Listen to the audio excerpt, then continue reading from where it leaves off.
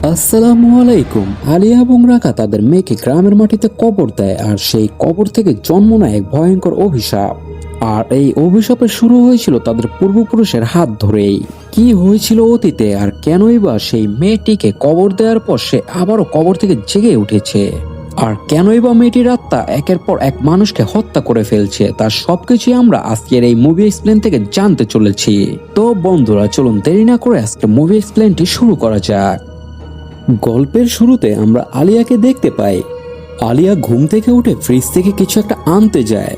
ঠিক তখনই তার মনে হয় তার কাঁধে কেউ একজন স্পর্শ করেছে। বিষয়টাতে সে তেমন একটা গুরুত্ব দেয় না, আর তখনই সে বাইরে থেকে জোরে জোরে কিছু একটার আওয়াজ শুনতে পায়। আর এই জন্য সে ফ্রিজ বন্ধ করে দ্রুত শব্দ কোথা থেকে আসছে সেটা দেখতে গেলেই তখন সে দেখতে পায় জানালার কাছে একটা ডেড বডি সাদা কাপড় পরে দাঁড়িয়ে আছে। তখন ঘরটা অন্ধকার থাকায় আলিয়া মনে করা হয়তো সে ভুল দেখেছে, তাই সে দ্রুত লাইট অন করে। আর হঠাৎই সে তখন সেখানে কিছুই দেখতে পায় না। আর যখনই সে ঘরের লাইট অফ করে দেয়, ঠিক তখনই সেই লাশটা একদমই তার সামনে চলে আসে। আলিয়া সেই লাশটিকে দেখে এতটাই ভয় পায় যে সে দৌড়ে বাইরে পালিয়ে যায়। আর বাইরে গিয়ে সে তখন তার একমাত্র মেয়ে জেসমিনের ডাক শুনতে পায়। আর এই জন্য সে বাইরে গেলে সেখানে তাদের গার্ডেনে চলে আসে। আর সেই গার্ডেনে গিয়ে সে সেখানে সদ্য মাটি দেওয়া একটি নতুন কবর দেখতে পায়। তখন আলিয়া কিছু একটা মনে করে কবরটাতে হাত দিতে গেলে তখন সে কবরের ভেতরে একটি কফিন দেখতে পায়। তখন আলিয়া লক্ষ্য করে কফিনের ভেতর থেকে কেউ একজন বারবার শব্দ করছিল। কফিনের ভিতরে কি আছে তা দেখার জন্য আলিয়া হাত বাড়ালেই ভেতর থেকে একটা ভয়ঙ্কর হাত এসে আলিয়ার হাত জোরে চেপে ধরে, সেই সাথে তাকে কফিনের ভিতরে টানতে থাকে। আর তখনই আলিয়া ঘুম থেকে জেগে ওঠে। মূলত আলিয়া গাড়ির ভিতরে বসে স্বপ্ন দেখছিল। ঠিক তখনই তার হাজবেন্ড তাকে বিচলিত দেখে তখন তাকে সামলে নেয়। আর এখানে আমরা জানতে পারি আলিয়ারা মূলত তাদের গ্রামের বাড়িতে তার মায়ের বাসায় যাচ্ছিল, আর সেখানে তার একমাত্র মেয়ে জেসমিনও ছিল। আর এখানে জেসমিন তাকে জিজ্ঞাসা করে, মা যেতে আর কতক্ষণ লাগবে? আলিয়া তাকে জানায়, আর কিছুক্ষণের মধ্যেই আমরা গ্রামে পৌঁছে যাব। এর কিছুক্ষণ পর তারা ফাইনালি সেই গ্রামে পৌঁছে যায়। আর এই গ্রামে জেসমিনের নানি একাই থাকে। এখানে গ্রামের নামটা যতটা ভয়ানক ছিল, গ্রামটাও যেন একরকম রহস্যে ঘেরা ছিল। এরপর তারা বাড়ির সামনে এসে দেখে সবকিছু অন্ধকার হয়ে পড়ে আছে। এজন্য তারা সবাই মিলে আলিয়ার মা ডেভিকে ডাকতে শুরু করে, কিন্তু কোথাও তার সারা শব্দ পাওয়া যায় না। এছাড়াও তারা লক্ষ্য করে তাদের সেই বাড়িটার ভিতরের দরজাগুলো সকল আনলক করা। এরপর তারা বাড়ির ভিতরে প্রবেশ করলে তারা দেখে একজন লোক রকিং চেয়ারে বসে দোল খাচ্ছে। ঠিক তখনই দেবী লাইট জ্বালালেই সেখানে রকিং চেয়ারে আর কাউকে দেখা যায় না, বরং এই বাড়িতে শুধুমাত্র দেবী একাই ছিল। তখনই দেবীকে দেখে জেসমিন দৌড়ে গিয়ে তাকে জড়িয়ে ধরে, আর তাকে জিজ্ঞেস করে সবকিছু এরকম অন্ধকার কেন। তখন দেবী বলে তার অনেক ক্লান্ত লাগছিল, তাই সে লাইট অফ করে চেয়ারে এসে ঘুমিয়ে পড়েছিল। আর যেহেতু তাদের আসার কথা ছিল, তাই সে দরজাগুলো বাইরে থেকে এমনি খোলা রেখেছিল। এরপর রাতের বেলা তারা একসাথে খাবার টেবিলে খেতে বসলে জেসমিন তার নানিকে তার প্রিয় পুতুল বুলবুলের সঙ্গে পরিচয় করিয়ে দেয়। এরপর খাওয়া দাওয়া শেষ করে দেবী তখন জেসমিনকে তার রুমে নিয়ে যায় ঘুম পাড়ানোর জন্য। অন্যদিকে আলিয়া খুব ইমোশনাল হয়ে রাকাকে বলে, এরপর থেকে আর কখনোই মাকে একা পড়ে থাকতে দিব না। মাকে আমরা এখান থেকে আমাদের কাছে নিয়ে যাব, সবাই মিলে একসঙ্গে থাকবো। আর এই কথা শুনে রাকাও তখন রাজি হয়ে যায়। এরপর মধ্যরাতে ডেভির ঘুম ভেঙে গেলে সে দেখে জেসমিন সেখানে নেই। জেসমিন কোথায় আছে এটা খুঁজতে গেলে সে দেখে সে ড্রয়িং রুমে বসে তার পুতুল নিয়ে খেলছে। আর অস্বাভাবিকভাবে সে হাত নেড়ে নেড়ে কথা বলছিল সেই পুতুলটির সঙ্গে। আর সেখানে সে এরপর থেকেই দেবীর মনে কিছু একটা ভয় কাজ করতে থাকে। এর পরের দিন আলিয়া রাকাকে নিয়ে বাজার করার জন্য বাজারে আসলে সেখানে তার খুবই পুরনো একজন বন্ধুর সাথে দেখা হয়ে যায়। আলিয়ার এই বন্ধু এই বাজারে একটি দোকান চালাতো, তারও একটি মেয়ে আছে, সেও মাঝে মাঝে তার সাথে এই দোকানে সহযোগিতা করে। এরপর আলিয়া খুশি মনে তার বান্ধবীর সাথে তার হাজবেন্ডের পরিচয় করিয়ে দেয়। তখন আমরা দেখতে পাই সেখানে একজন মহিলা এসে কিছু পরিমাণ বাজার সদাই করে আবারও সেখান থেকে চলে যায়। আর বন্ধুরা, এই মহিলাটির ব্যাপারে তোমরা লক্ষ্য রেখো, তার সঙ্গে পরবর্তীতে কি পরিণতি ঘটে তা আমরা কিছুক্ষণ পরে দেখতে পারবো। তো যাই হোক, বাজার শেষ করে আলিয়ারা আবারও বাসায় ফিরে আসে। এরপর রাতের বেলা খাবার খাওয়ার সময় আলিয়া তার মাকে বাড়ি ছেড়ে তাদের সঙ্গে যাওয়ার জন্য বারবার রিকোয়েস্ট করতে থাকে, কিন্তু এখানে দেবী এই বাড়ি ছেড়ে কোথাও যেতে রাজি হচ্ছিল না। এরপর আলিয়া রুমে এসে একটা অ্যালবাম নিয়ে জেসমিনকে কিছু ছবি দেখাতে থাকে। ঠিক তখন জেসমিন সেখানে তার মায়ের একটি ছবি দেখতে পায়। সে যেখানে দাঁড়িয়ে ছবিটি তুলেছিল সেখানে জেসমিন যাওয়ার জন্য জেদ করতে থাকে, আর এই জন্য পরের দিন সকালে আলিয়া তার মেয়েকে সেখানে নিয়ে যেতে চায়, কিন্তু এটা যেহেতু জঙ্গলের ভেতরে একটা নদীর পার ছিল, এই জন্য জেসমিনের বাবা প্রথমে তাদেরকে সেখানে যেতে নিষেধ করে। কিন্তু জেসমিন এত খুশি ছিল যে পরবর্তীতে তার বাবা তাকে বাধা দিতে পারে না। আর পরদিন সকালবেলায় আলিয়া তার মেয়েকে নিয়ে সেই নদী দেখতে বেরিয়ে পড়ে। অন্যদিকে রাকা আবার তার শাশুড়িকে তাদের সঙ্গে যাওয়ার জন্য রিকোয়েস্ট করতে থাকে, কিন্তু তাতে দেবী রাজি হচ্ছিল না, কারণ সে মেয়ে জামাইয়ের উপর বোঝা হয়ে থাকতে চায় না। আর একথা শুনে রাকা তখন দেবীকে বোঝায় যে সে তাদের মায়ের মতো, নিজেকে ছোট করার কিছুই নেই। আর এখানে রাকার এত পরিমাণ রিকোয়েস্ট দেখে দেবী সেখানে যেতে তাদের সাথে রাজি হয়ে যায়। অন্যদিকে আমরা দেখি আলিয়ারা জঙ্গলের ভিতরে নদীর কাছাকাছি আসতেই আলিয়ার কাছে তার অফিস থেকে একটা গুরুত্বপূর্ণ কল আসে। তাই সে কলটা রিসিভ করে সেখানে কথা বলতে বলতে একসময় অনেক ব্যস্ত হয়ে পড়ে। এই সময় আমরা লক্ষ্য করি আলিয়ার থেকে জেসমিন তখন অনেকটা দূরে চলে যায়। আলিয়া তখন এই বিষয়টা তেমন একটা খেয়াল করতে পারছিল না। এরপর আলিয়ার কথা বলা শেষ হলে সে লক্ষ্য করে জেসমিন আশেপাশে কোথাও নেই। আর এটা দেখে আলিয়া তখন ভীষণ ভয় পেয়ে যায়। সে তার মেয়েকে জঙ্গলের চারপাশে পাগলের মতো খুঁজতে থাকে, কিন্তু সে জঙ্গলের ভিতরে কোথাও জেসমিনকে খুঁজে পায় না। এরপর সে নদীর কিনারায় পৌঁছালে দেখতে পায় নদীর ভিতর থেকে বুদবুদ উঠছে। এরপর সে কাছে গেলে দেখতে পায় জেসমিনের পুতুলটা পানিতে পড়ে বুদবুদ করছে। তাই সে প্রথমে পুতুলটাকে উঠায়। এরপর তার মেয়েকে দেখতে না পেয়ে সে নদীর ভিতরে ঝাঁপ দেয়। এর কিছুক্ষণ পরে সে জেসমিনকে পানির ভেতর থেকে টেনে তোলে, কিন্তু ততক্ষণে অনেক বেশি দেরি হয়ে গেছে, কারণ জেসমিন সাঁতার জানতো না। তাই সে প্রচুর পরিমাণ পানি খেয়ে সেখানে তার শেষ নিঃশ্বাস ত্যাগ করে। নিজের মেয়ের মৃতদেহ কোলে নিয়ে আলিয়া কান্নায় ভেঙে পড়ে। মুহূর্তের ভিতরে আলিয়ার জীবনের সবকিছু তছনছ হয়ে যায়। এরপর রাতের বেলা আলিয়া নিজের মেয়ের শেষ গোসল সে নিজেই দেয়। জেসমিনের এরকম অস্বাভাবিক মৃত্যু কেউ স্বাভাবিকভাবে মেনে নিতে পারছিল না। তার নানি বাবা সবাই জেসমিনের জন্য অনেক কষ্ট পায়, আর এই জন্য তারা ভীষণ কান্নায় ভেঙে পড়ে। এরপর গ্রামের এক হুজুরকে ডেকে আনা হয়। সে মৃত মানুষের শেষ কাজগুলো সম্পন্ন করে তাকে দাফন দেয়। হুজুর এসে জেসমিনের জন্য দোয়া করছিল। তখনই হঠাৎ করে সে দেখতে পায় জেসমিনের লাশটা অদ্ভুত রকম ভাবে তার দিকে তাকিয়ে হাসছে। আর এ দৃশ্য দেখে হুজুর তখন ভীষণ ভয় পেয়ে যায়। তবে অদ্ভুত বিষয় হলো জেসমিনের হাসিটা একমাত্র হুজুরই দেখতে পাচ্ছিল, তাছাড়া আর কেউই এমন অদ্ভুত ঘটনা দেখতে পারছিল না। এই অবস্থায় রাখা তার মেয়েকে লাশকে শহরে নিয়ে দাফন কাফন করাতে চাইছিল, কিন্তু হঠাৎ করে ঝড় বৃষ্টি শুরু হলেই লাশ গ্রাম থেকে শহরে নিয়ে যাওয়া অসম্ভব হয়ে পড়ে। আর এক পর্যায়ে রাকা বাধ্য হয়ে তার শাশুড়ির বাড়ির পিছনে জেসমিনকে মাটি দেওয়ার ব্যবস্থা করে। পরদিন সকালবেলা আমরা আলিয়াকে দেখতে পাই। সে তার মেয়ের কবরস্থানে তার পুতুলটি নিয়ে মন খারাপ করে বসে আছে। সবকিছু হারিয়ে আলিয়া রাকা গ্রাম থেকে শহরে চলে আসে। অন্যদিকে আমরা দেবীকে দেখতে পাই। দেবী তার মায়ের সঙ্গে অনেক পুরনো একটি ছবি দেখতেছিল। তখন তার মায়ের বলা একটা কথা তার মনে পড়ে যায়। তার মা মৃত্যুর আগে বলে গিয়েছিল, যা কিছু হয়ে যাক না কেন কখনোই মাটি ছেড়ে কোথাও যাবে না। যদি তোমার মৃত্যু হয় তাহলে তোমার কবর এখানের মাটিতেই হবে, এখানেই তোমার মাটি দেওয়ার ব্যবস্থা করতে বলবে। ঠিক তখনই দেবী কিছু একটা শব্দ শুনতে পায় এবং সেটা কিসের শব্দ চেক করতে আসে।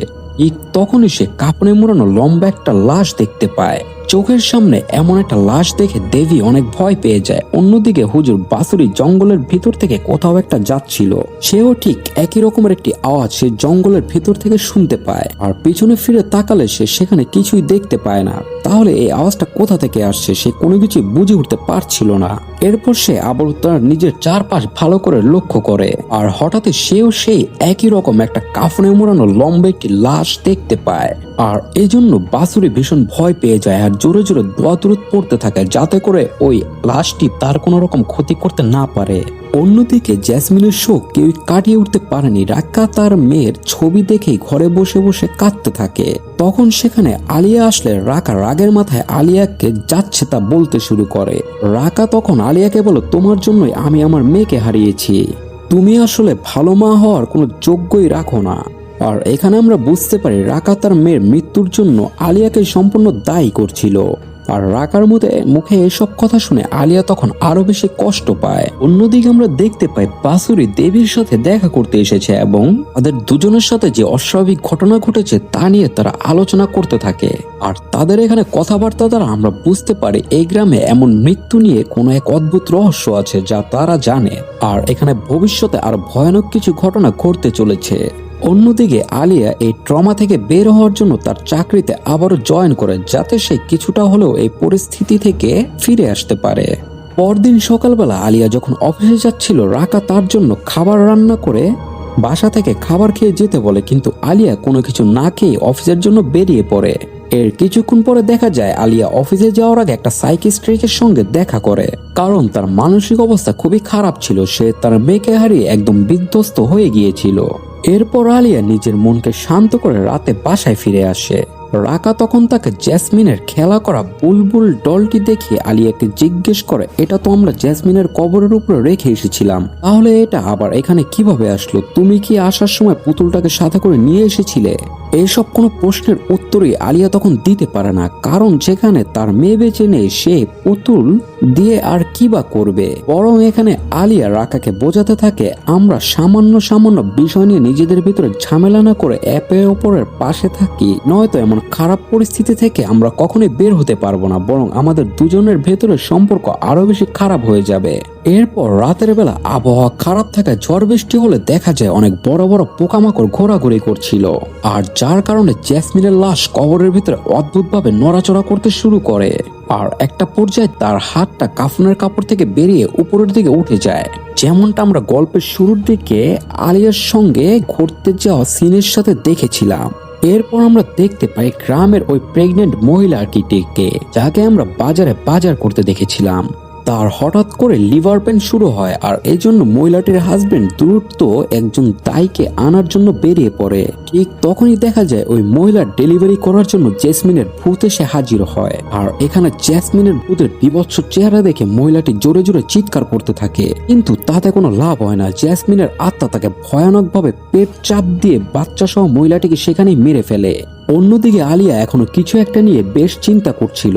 সে ওয়াশরুমে মুখ ধুতে গেলে হঠাৎ তার মেয়ে যে পানিতে পড়ে মারা গিয়েছিল সে নদীর মতো এখানকার পানিতেও বুদবুদ করছে শুরু হয়।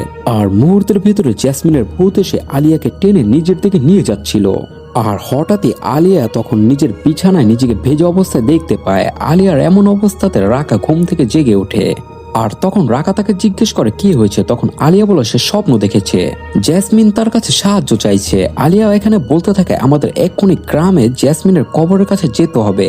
রাকা তখন তাকে অনেক বোঝানোর চেষ্টা করে জেসমিন মারা গিয়েছে, কিন্তু আলিয়া তার কোনো কথাই শুনতে চাইছিল না।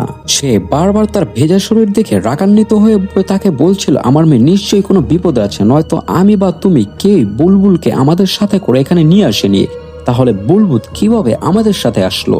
হয়তো জেসমিন আমাদের কোনো কিছুর একটা সিগন্যাল দিচ্ছে, তুমি যদি আমার সাথে যেতে না চাও আমি একাই সেই গ্রামে যাব। একটা পর্যায়ে আলিয়ার জেদের কাছে সে হার মেনে যায়, আর আলিয়াকে নিয়ে সে গ্রামের উদ্দেশ্যে বেরিয়ে পড়ে। আর এখানে আমরা দেখতে পাই দেবীর বাড়িতে পৌঁছাতে পৌঁছাতে অনেক রাত হয়ে যায়। আর পথে তারা কয়েকজনকে দেখেছিল, তারা একটা লাশ দাফন করার জন্য নিয়ে যাচ্ছে। আর সেই গ্রামে গিয়ে আলিয়া সোজা তার মেয়ের কবরস্থানে আসে আর দেখে তার কবরস্থানটা পুরোপুরি খালি হয়ে আছে, ভিতরে কোনো লাশ নেই। এই অবস্থায় আলিয়া তার মায়ের কাছে ছুটে যায় আর গিয়ে এসবের কারণ কি তা জানতে চায়। দেবী এখানে অনেকক্ষণ চুপ হয়ে থাকে, কিন্তু সে বুঝতে পারে সে এইভাবে বেশিক্ষণ চুপ করে থাকতে পারবে না। এরপর সে আলিয়াকে ইতিহাস সম্পর্কে বলতে শুরু করে। এরপর ফ্ল্যাশব্যাকে দেখা যায় অনেক বছর আগে দেবী তখন অনেক ছোট ছিল। এই গ্রামের কিছু মানুষ সবাই একদিন রাতের বেলা তাদের বাড়িতে আসে আর এসে ঝামেলা করতে শুরু করে। গ্রামের সকল লোকেরা তার মাকে অনেক বকাবকি করছিল, কারণ তার মা নাকি ব্ল্যাক ম্যাজিক করতো, আর এই গ্রামের অনেক বাচ্চাকেই সে ব্ল্যাক ম্যাজিক করে মেরে ফেলেছে। গ্রামের মানুষের এরকম অপবাদ শুনে দেবীর মা তখন বাইরে বেরিয়ে আসে, তাদের সবাইকে থামতে বলে, কিন্তু গ্রামের মানুষ কোনো কথা শুনতে চায় না।